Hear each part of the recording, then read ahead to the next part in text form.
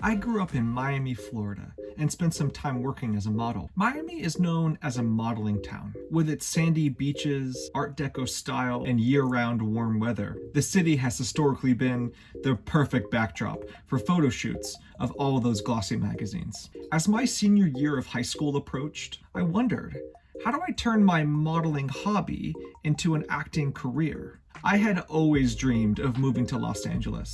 With its major studio lots, A-list stars as residents, and near perfect weather, the city has historically been the place for all actors looking to break into television and film. I would come to learn that there's two key differences between the modeling industry and the acting industry. Whereas a model invests in a composite or a comp card, an actor invests in a headshot. A headshot is basically an 8.5 by 11 photo with an actor's name that shows their look and their type. Now, I bet you probably want to see my first ever headshot. Here it is. All right, so this is pretty standard. One picture on the front with my name, and then the back side has my resume, which shows my training and experience, and it also has my current size, hair, and eye color, as well as my agent's contact information. These days, it's all digital. Actors don't carry headshots to auditions anymore. Agents submit their actors through online platforms like Actors Access, Casting Frontier, Casting Networks, just to name a few. When a model goes out for a potential job, it's called a casting.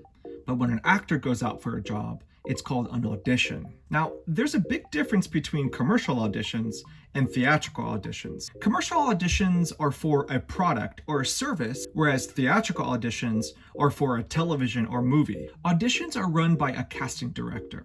It's their job to find the right actor for that project. Typically, they'll call in a whole slew of actors to come in for a first audition. When actors arrive to a casting office for a commercial audition, they're given specific instructions on what the client is looking for. Sometimes there's sides or a storyboard which describes the commercial in more detail. The actors will then be called in one at a time or in groups to perform part of the commercial on camera. The casting director then selects just a handful of these actors to come back for a second audition called a callback. The callback is usually just a repeat of the first audition, but now you're performing for the client, the producers, the writers, the director, and others. It can be a little overwhelming. The director will ask the actor to try the scene a few different ways, which will show the actor's talent, but also their ability to follow direction. After the callback, the production team selects one or two of these actors and calls their agent to check their availability for the shoot dates. If you're available, you get put what's called on a veil. And this is when things get really exciting. The next phone call is hopefully from your agent telling you that you booked the job. The first time I got that call was April 13th, 2004. I booked my first ever commercial. It was for Bell South, a telecommunications company which serves much of the South. My part in the commercial was small, but it got a lot of airtime. Let's check it out. Comunicarse con los que tiene cerca. Y nosotros le ayudamos de muchas maneras. That was it. My first ever commercial, which started me on a path of booking just about every commercial I auditioned for in Miami.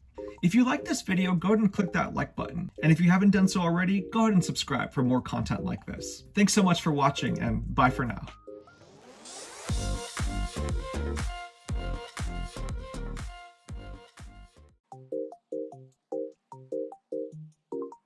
These are all the headshots that I used while I was still in Miami trying to break into commercials. Here's the first one. Of course, the trying to look natural lean against the door frame. And yep, that's my underwear that you can see popping out because that's always, attractive. All right, this next one here. I'm pretty sure I borrowed this shirt from my dad. I don't know what the button down. And then this one is a close-up of that same shot, but now I'm looking serious. And oh my gosh, my hair. I look like Bilbo Baggins. I'm like Frodo. It was pretty cool at the time, but looking back, I don't know. Leave a comment below. What do you think? Cool or not cool?